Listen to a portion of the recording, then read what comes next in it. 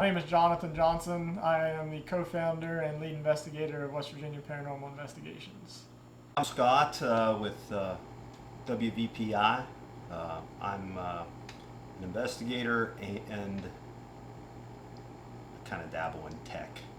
For years and years, I have wanted to get a web series off the ground, and for whatever reason, time, equipment, people, whatever it was, we just never found the right time to get it launched.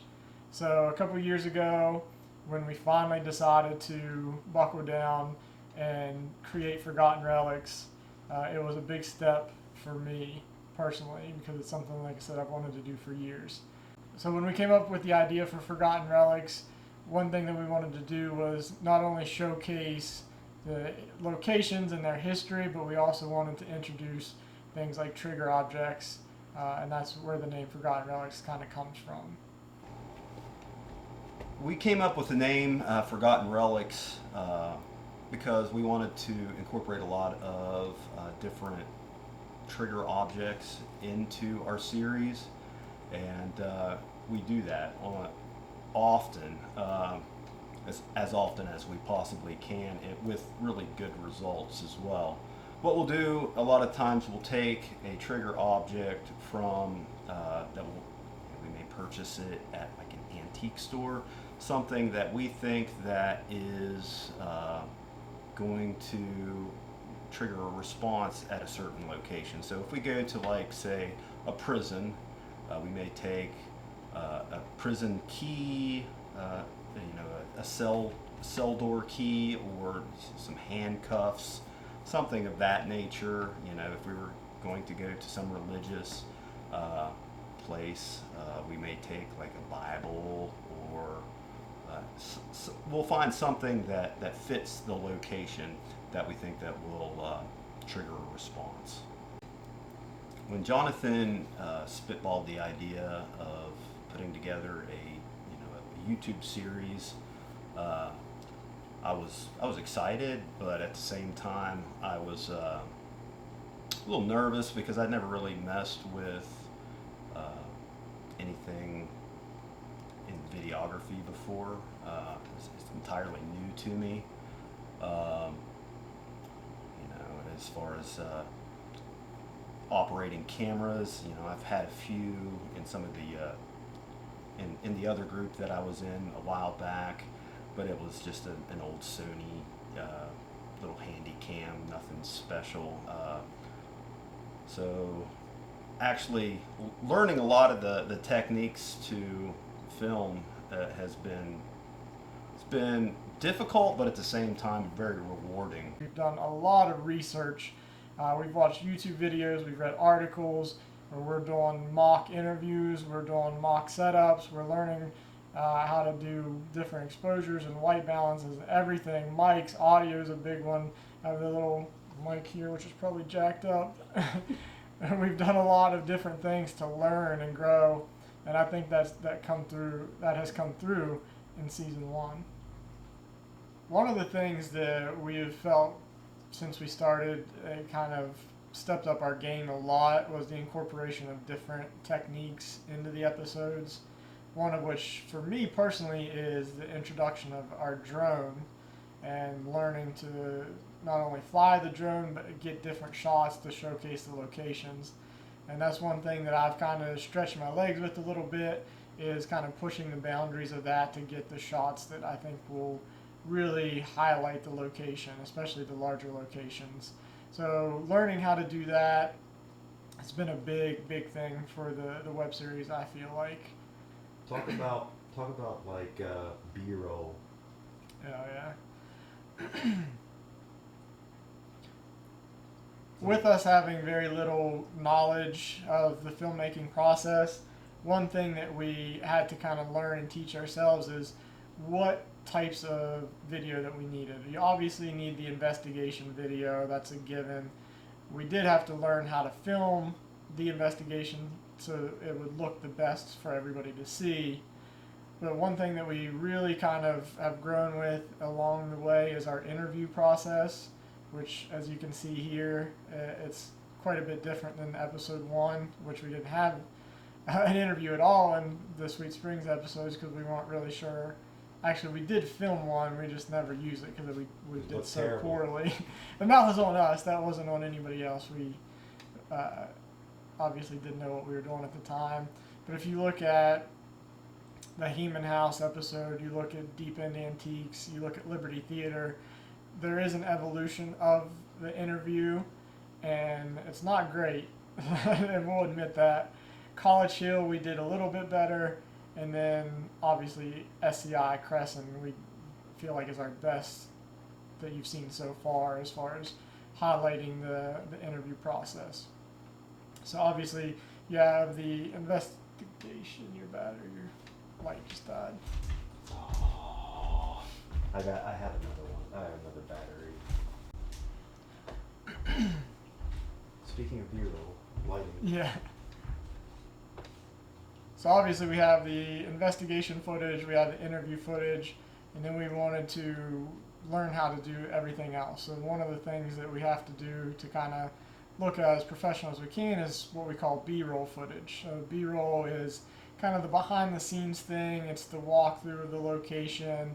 One thing that we really like to do is get kind of a time lapse of the sun setting at the location or the sun rising, depending on where we're at. And then we also do a lot of slow-mo video, which we use for transition shots. So learning about all of that has really helped us improve our quality from episode 1 until where we ended with season 1.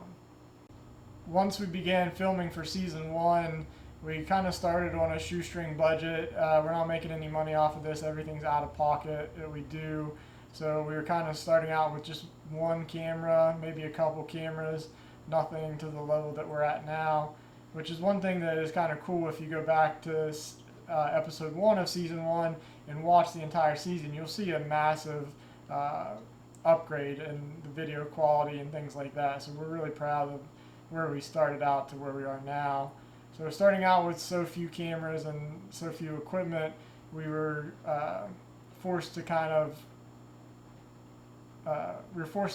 learn how to make the most out of what we had. We kind of focused on the piece of equipment that we were able to use, and then throughout the filming process, we've upgraded our camera equipment by leaps and bounds.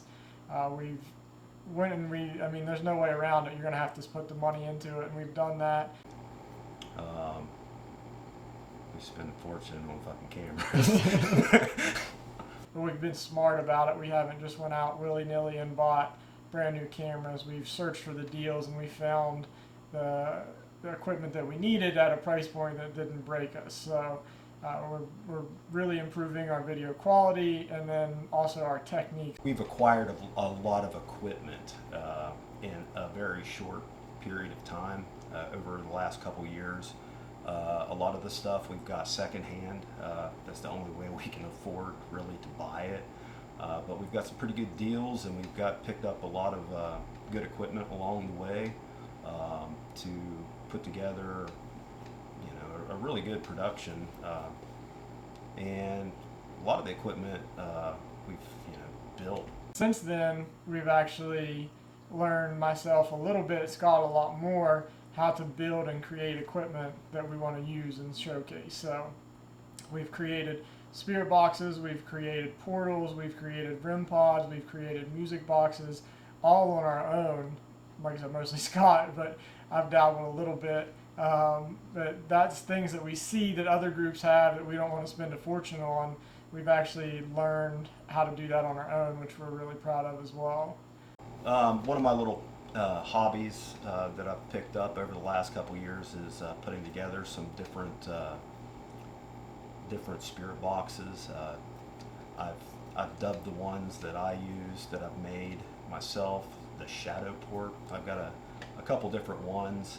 The one I'm most proud of is the Emerson Radio Shadow Port. It took me a long time to figure out how to get that together, and I really do think it's a very good device. All of them work really well as far as capturing spirit voices. So yeah, Shadowport's awesome. Who's here with us? We are. That's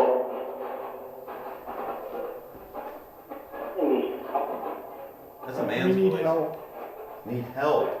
How can we help? We also have a lot of other equipment that we've picked up along the way that a lot of other groups like to use. You know, we have an Ovilus, and Jonathan's got the awesome DR60. I'm sure he'll talk about that, but we get really good responses with that. We have a few other different spirit boxes that other box makers have that we've purchased from them, and they work really well as well. What other kind of shit do we have? We've got all kinds of different EMF detectors, and they seem to work really well. The EDIs, we've got a few of those. Those are a go-to tool in our toolkit.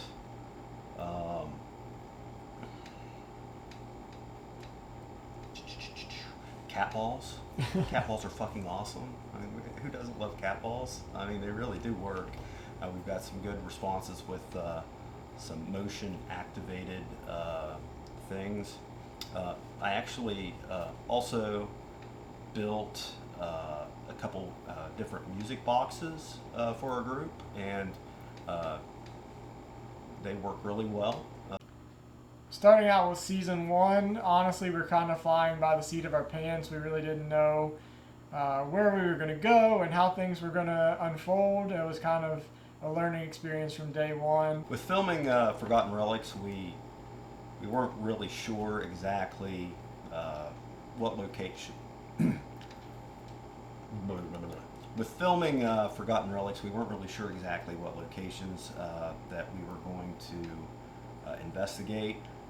We just kind of played it by ear. Of course, there were some places that we all wanted to, like bucket list places that we definitely wanted to check out, and we were able to go to some of those really interesting places and get really good results. Some more of the well-known locations. We've hit a few of those, and then also we've been to a few places that nobody's heard of as well, and we really got good results there as well as being the first investigators to a few different places. So yeah, really happy with season 1, how it turned out and how it progressed, and how we as a team and as videographers have progressed as well. We wanted to come out of the gate strong with season 1, and we were very fortunate to have a location like Sweet Springs to launch the web series. Sweet Springs is an absolutely incredible location, stunning beauty, just, I mean, absolutely breathtaking when you see it for the first time.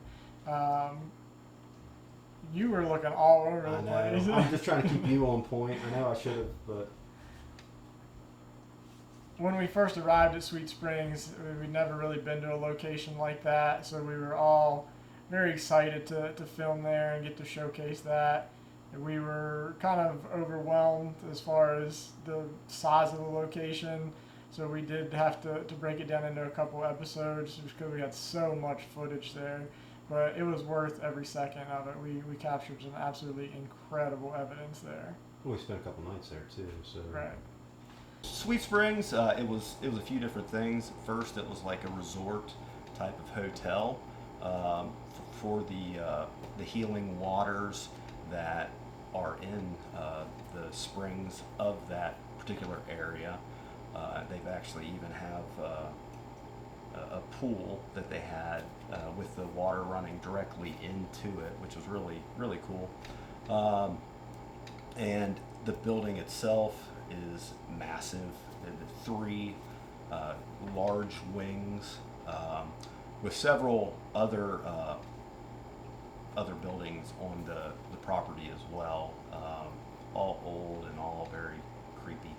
When we first started investigating Sweet Springs, we were down one of the wings and one of the resident quarters area in the hallway, and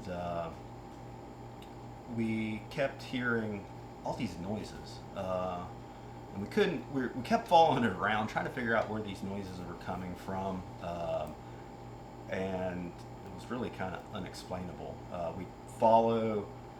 It kind of led us all the way down to the end of the corridor to like what area was that? It led us to like a lounge area for the residents, and while we were down there, it almost felt like it was toying with us because it kept moving us from place to place, but we heard a loud bang, and it startled all of us, and then when we went to investigate it, we heard another bang, like it was loud. So we just, we captured that, and that was really good evidence. There was nobody else in the building, and it was unexplainable. One of the first things that we had happen when we started filming, from the minute we started it, we had activity. We were in one of the wings. We were hearing lots of noises all over the place, back and forth from the hallway. We were trying to pinpoint where it was. It kept kind of bouncing us all over the place, leading us to different places. We had eventually gone down to one end of the hallway to try to see what we could capture using the EVP voice recorder down there. And we caught the door slamming on its own. It was loud, there's no question about it. There's nobody else in the building except for the four of us. And it's very clear that somebody or something slammed the door. And then immediately after we tried to locate whatever it was, another door slammed behind us and just kind of had us running all over the place. So He's toying with us for sure. absolutely, something was messing with us. And that was a great way to start out and keep us on the right path.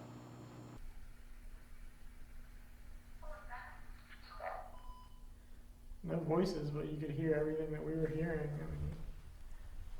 It's just weird because it's so quiet right now. Whoa! I'm so shit. Yeah, okay. Was that you? My God. Can you make that noise again so we know where you are? We'll come and find you. Sounds like a wheelchair. Or that hole What pole? that we stepped In the through. hallway. I literally said it was quiet and I it told you lost that. its mind. Look, look Right at that. here. Okay. Oh, like it Let's keeps make sure it's not like a scouting. bat or something. Let me talk a little bit about. Do you want? No, talk about the little girl, Yeah. the whole sequence down in the basement. Well, Jonathan and I were filming in the basement area, investigating the basement. The mailman's here. I don't know if he's going to come up here or not. Get out of here, mailman.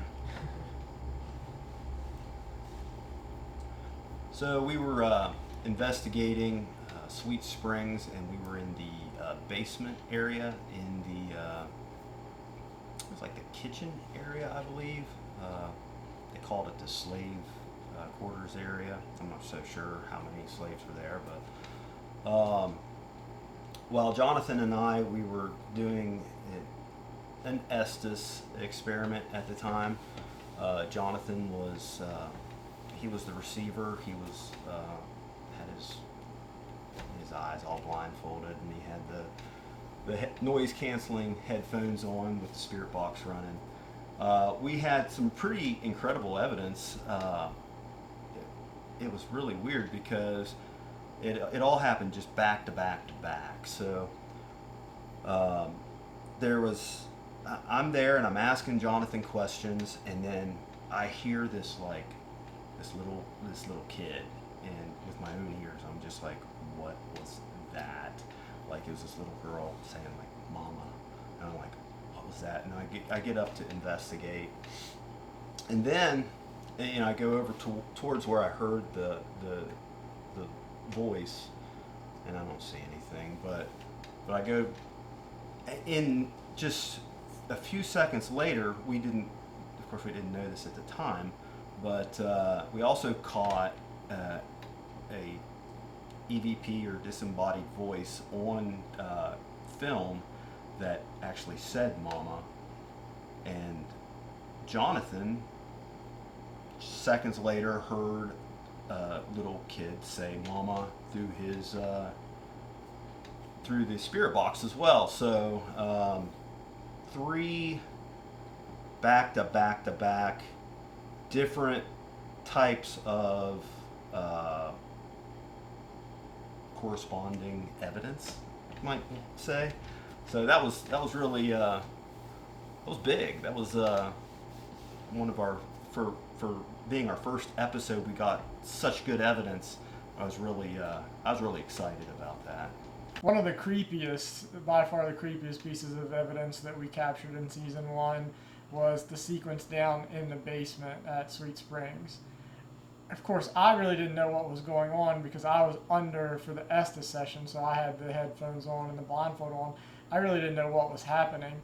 But once I saw it, once Scott told me what happened, and then I went back and saw it, it still creeps me out to this day. I didn't know at the time he had heard a little girl's voice, which freaked him out, and I'm sure it would have freaked me out too if I would have heard it. After that, we didn't know, but we captured an EVP or disembodied voice on the camera that said "Mama." So Scott heard a little girl's voice, we captured an EVP of "Mama," and then I, immediately after that, during my Estes, I heard a little kid come through and say "Mama" as well, all within a 30-second, 45-second window, which is just absolutely mind-blowing. It still creeps me out to this day. So that was one of our big pieces of evidence from season 1.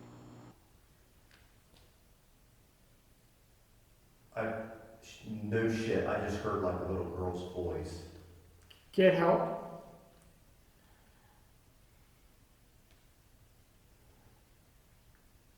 What the fuck?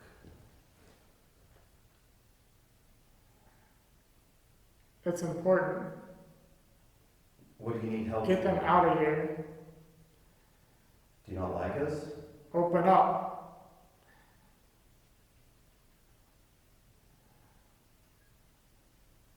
There have been other people that come. Do you like us better than them?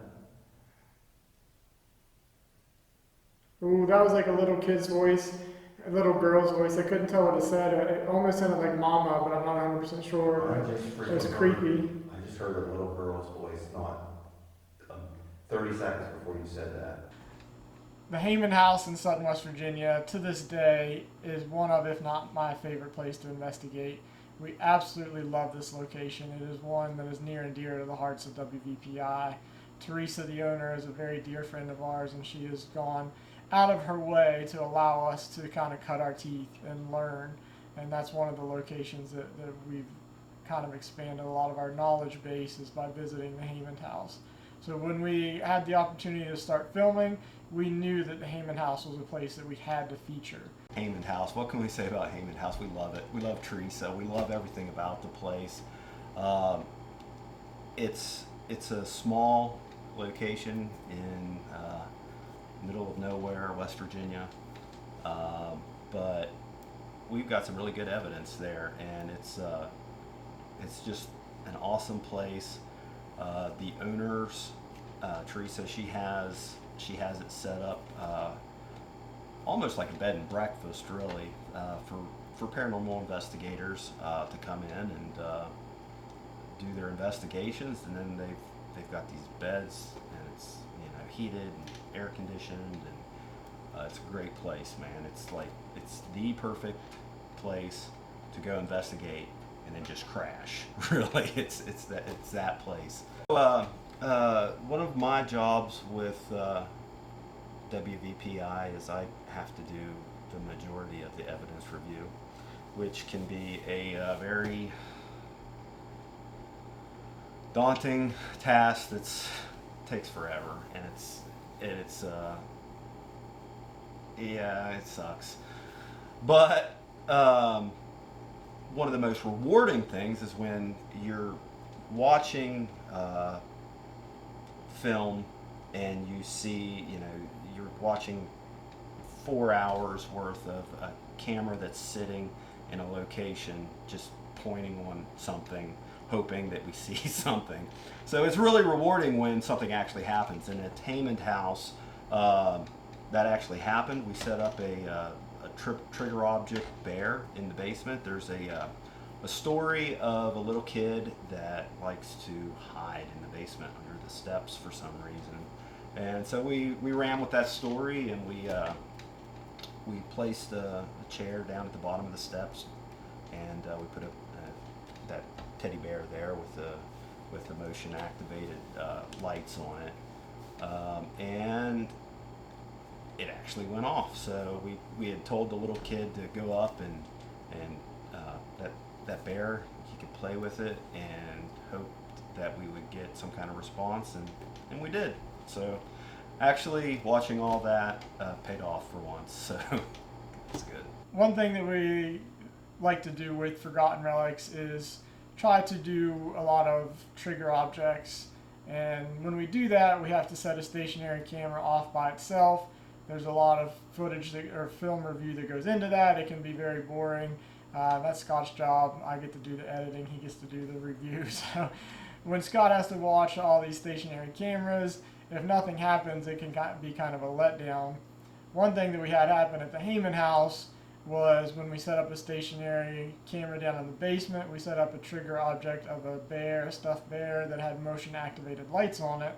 So most locations, you're going to sit there and Scott's going to watch 4 to 8 hours of video and nothing's going to happen, and then he's going to message me and say, I'm never doing that again.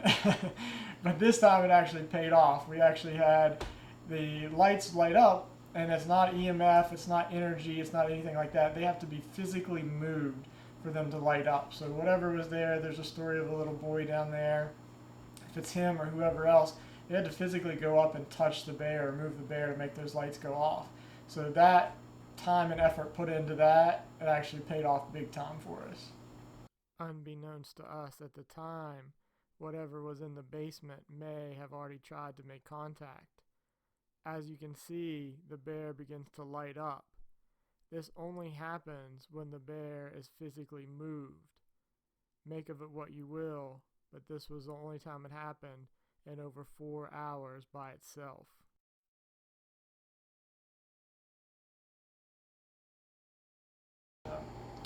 So at Haymond, in one of our best pieces of evidence to date, as we captured a disembodied scream. We all heard it. We captured it on multiple cameras, multiple devices, and we were doing a spirit box session at the time. I think Jonathan had Bluetooth speaker going, and we had a Bluetooth portal session is what it was, and we were getting some really interesting voices that were coming through. We actually heard what sounded like a scream prior to that came across the portal. It sounded like a scream to me, and then like seconds later we heard a scream that did not come from the portal.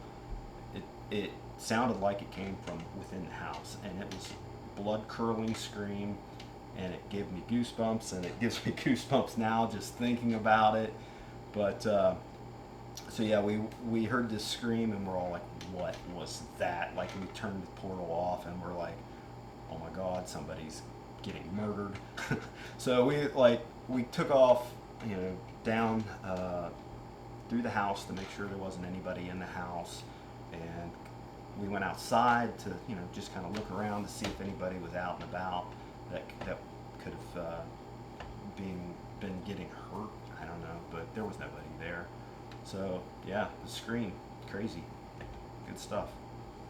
Our number one piece of evidence from season 1 absolutely is the scream that we captured at the Haymond house.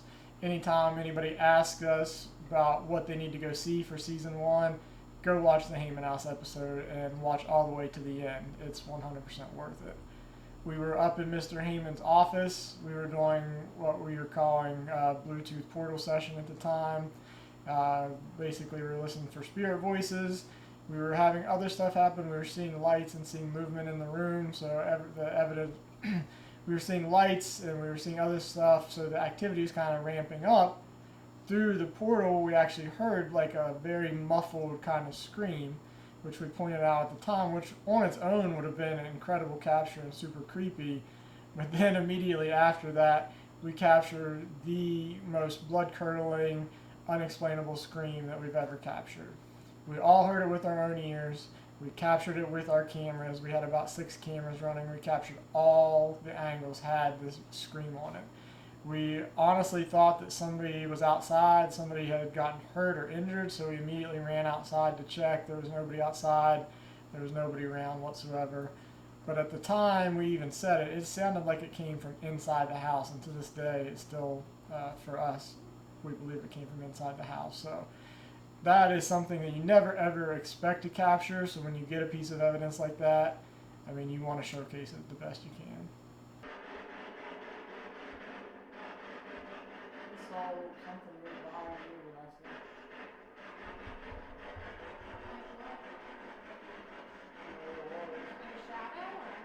it was like a ball of light. I could see it with my own eyes. I saw that earlier when we were on the second. Whoa, did you hear that one scream?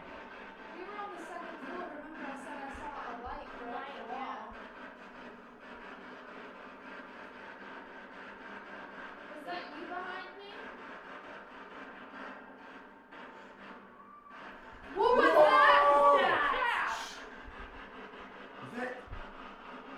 No. Is there somebody outside? We need to go look like What right now. Oh my god. What's that? Somebody with a light. That was like a Somebody that with was a like light. a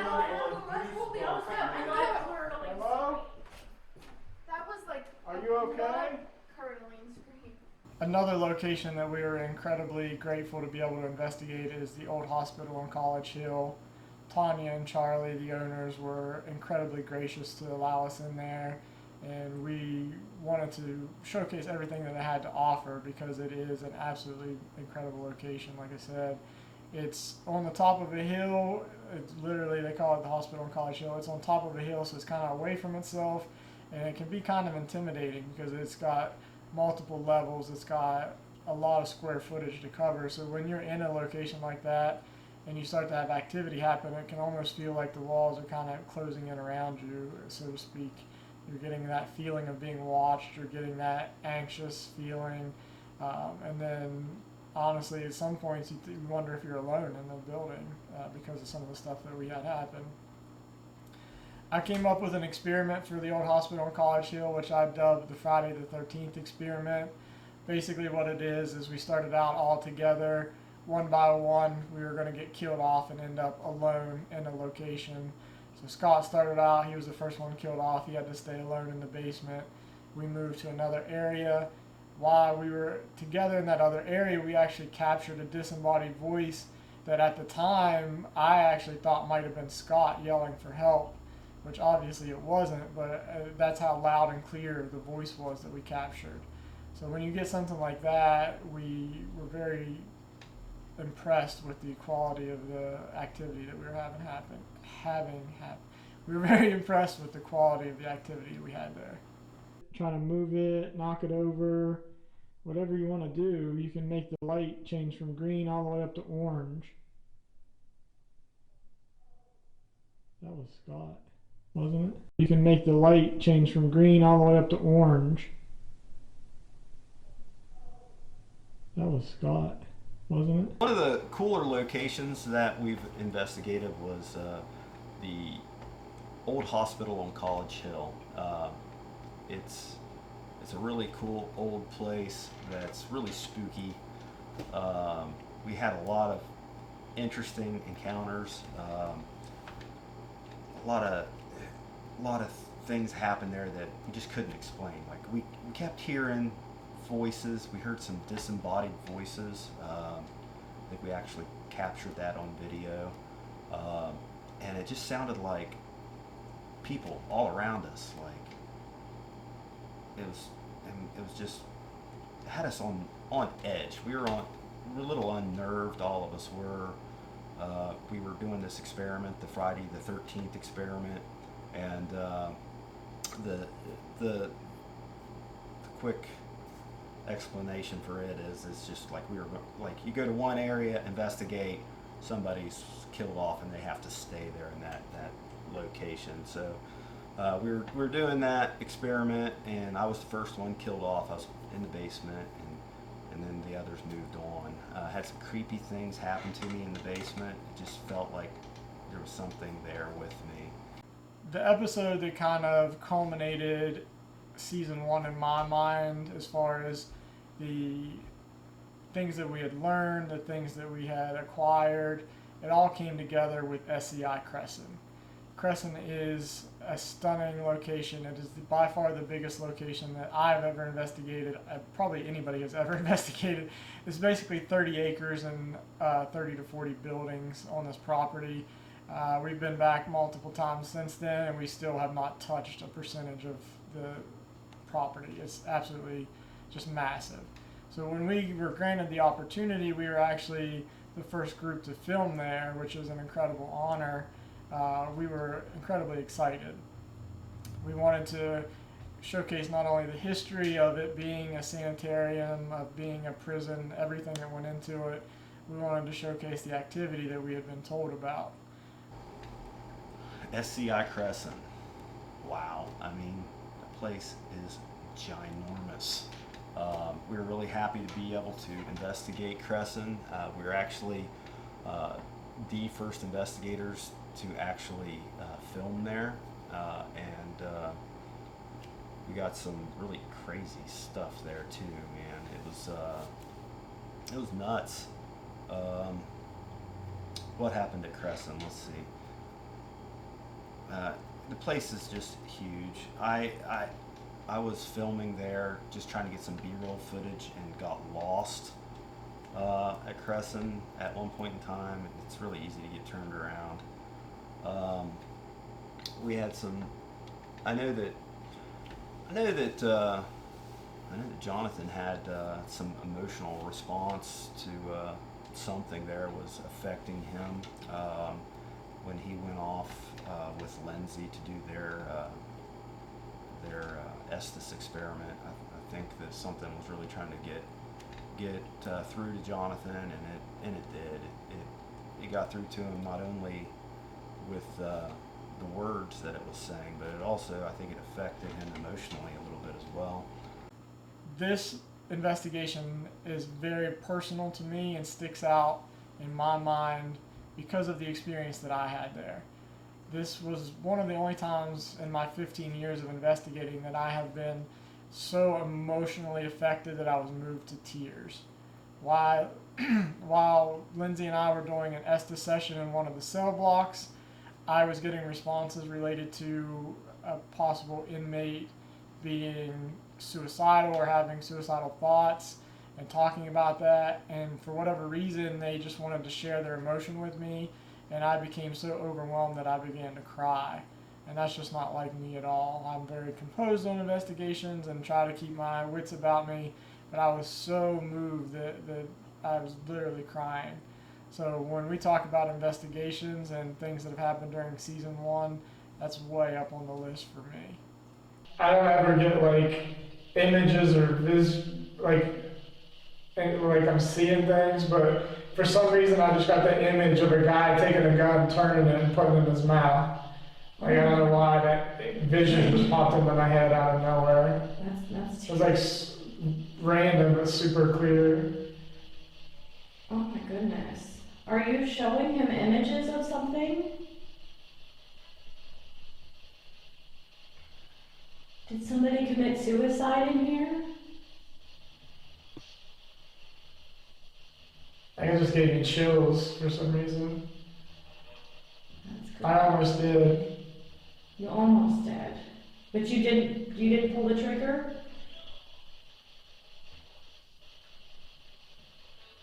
I just got like super emotional. Like I'm on the verge of tears right now. Like I could literally cry right now.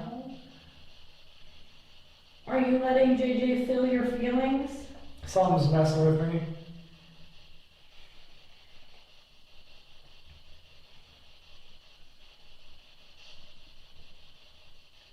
Can you tell me why you felt that way? That you needed to do that? I'm broken. Why do you think that you're broken?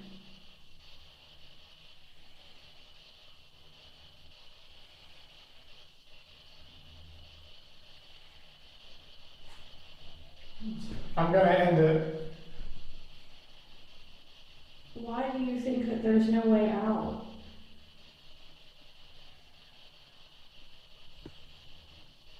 I got legit, like, in tears almost. This makes me sad. I don't think I've ever... I don't know, this is a really weird feeling. I don't think I've ever investigated something that's made me really sad.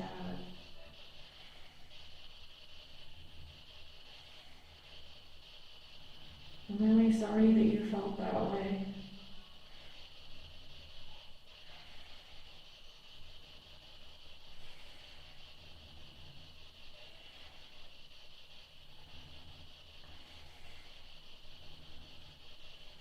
Can you tell me how old you are or how old you were?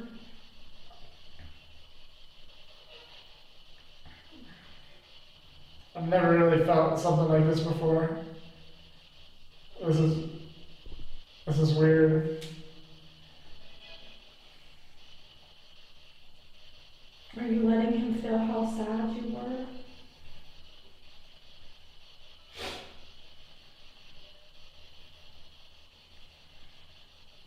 It was like a real sad, it was like, man.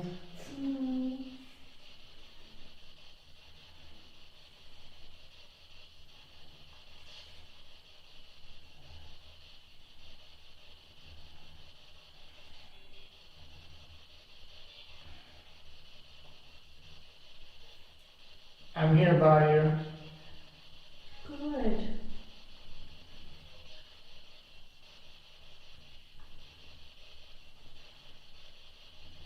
Can you please tell me what happened to you?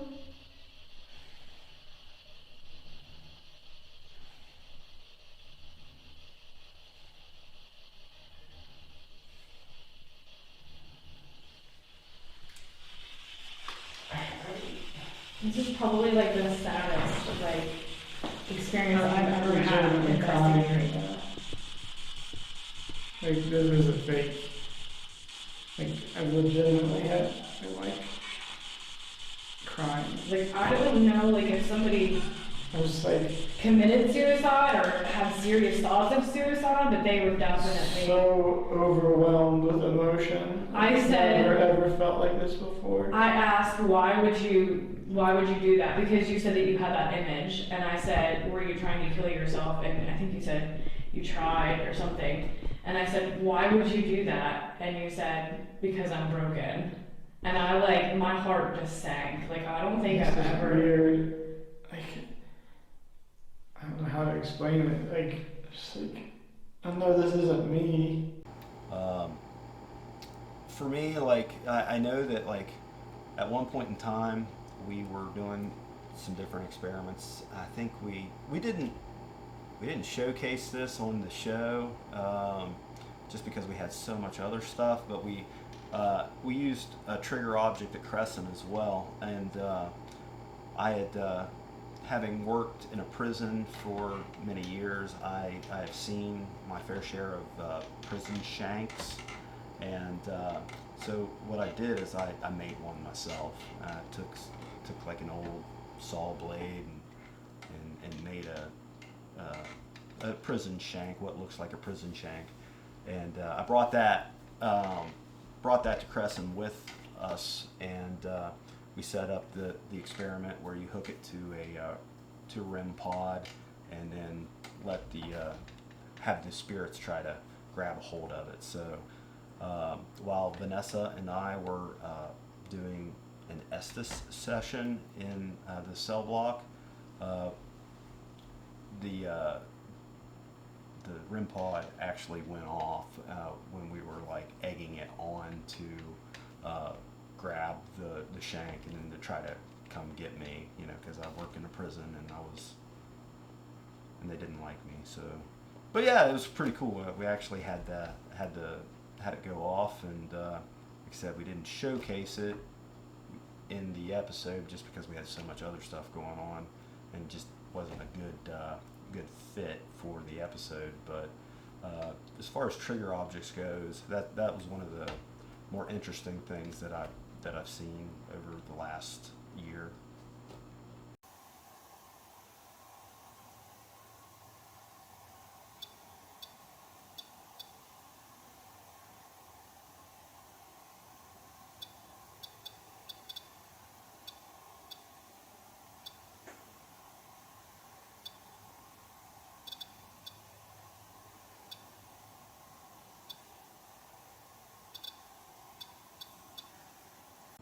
Talk about how you ran like a scared little bitch girl in the basement of the building 1. I did not run. Talk about it though. It's a blooper. It'd be funny to add in. Yeah. One thing that we did not showcase during the episode, but we still talk about and joke about to this day, we were down in the basement of building 1, and I was seated in a chair, and I couldn't see anything behind me, but at the time all the other investigators were telling me how they were seeing shadows coming toward me and like reaching out toward me. So I was obviously on edge because of it. Then it all culminates in a moment where everybody else yells like there's something that's going to grab me out of the dark. So obviously I was fearing for my own safety. I jumped up out of the chair and moved out of the way. Scott will say I ran. I did not run. I moved quickly. Lindsay scooted down the wall. So that Funny little moment. So that moment is one that will I'll put the clip in, but that is one that we'll talk about for a long time. I did too. Yeah.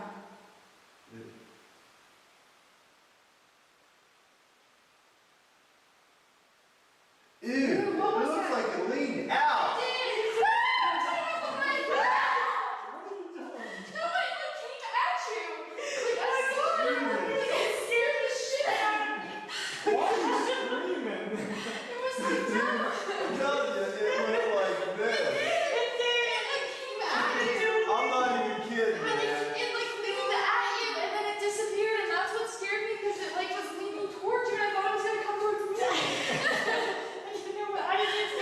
Didn't it look like it went. I told you. Wrapping up season 1 of Forgotten Relics, we got to go to a lot of really great places, and like to thank everyone who was involved, from helping us investigate to all the interviews that we got from different people who were either the owners of the location or people who have had experience in those locations as well. It's really good to get help along the way, you know. So thank you to everyone who helped out, and we cannot wait to show you season 2. Season 1 has been an incredible journey. From day 1 until where we're at now, we have grown immensely, not only as investigators, but as filmmakers. And that's what we're the most proud of, is seeing that advancement from day 1 until now. So we want to give everybody who helped us out a massive thank you. Whether you helped us out with investigating, getting us into a location, doing an interview, helping us find a location, whatever the case is. I don't want to mention anybody because I'm sure I'll leave somebody out, and I don't want to do that. So I just want to thank everybody who helped us film season 1. We could not have done it without you, and we are very, very thankful to those who helped us out. We are pumped. We're excited. We've started filming and production of season 2 of Forgotten Relics, and we've learned a lot from season 1, and we've expanded upon that. We've got a lot of brand new experiments to show you guys. I can't wait. I can't wait for you guys to see it. It's awesome. But no, we've got a lot of new filming techniques. We got some new equipment for better video quality, and we've learned a lot. So expect great things from season 2 of Forgotten Relics. Okay, moving forward to season 2. Oh man, season 2, it's coming, I promise. We're working hard. We have episodes filmed, we have episodes reviewed, we have some that are in the process of being edited. They will be coming very soon. Scott's giving me a hard time to get everything edited, and trust me, I want everybody to see it as much as he does. Jonathan needs to hurry the fuck up and get this shit done because it's so fucking cool. Season 2, I don't want to diminish season 1 at all because it was a labor of love and a lot of hard work. Season 2 is going to blow season 1 out of the water. The episodes that we have filmed so far are by far the best that we've done to this point. The equipment is better as far as the video equipment and also the investigative equipment. Our techniques are better as far as our filming techniques, everything. I've come up with some crazy new experiments that push our boundaries that probably weren't the smartest thing in the world to do, but it comes across great on the video, and we're super, super excited for everybody to see that. And then the locations we've had so far have not let us down. The evidence that we've captured, I'm just telling you, it's worth the wait. So stick with us, guys. We are working very hard to get you new episodes for season 2, and I promise it'll be worth the wait. So if you haven't already, go right now and subscribe. Hit the subscribe button, like this video, comment, turn the bell on so you get the notifications when the new season drops. If you're not already following us on Facebook, go to our Facebook page, go to all of our other social media so you can keep up with everything that we're doing. We are going to be pushing hard for the end of this year and going forward, so make sure you're there. You don't want to miss out.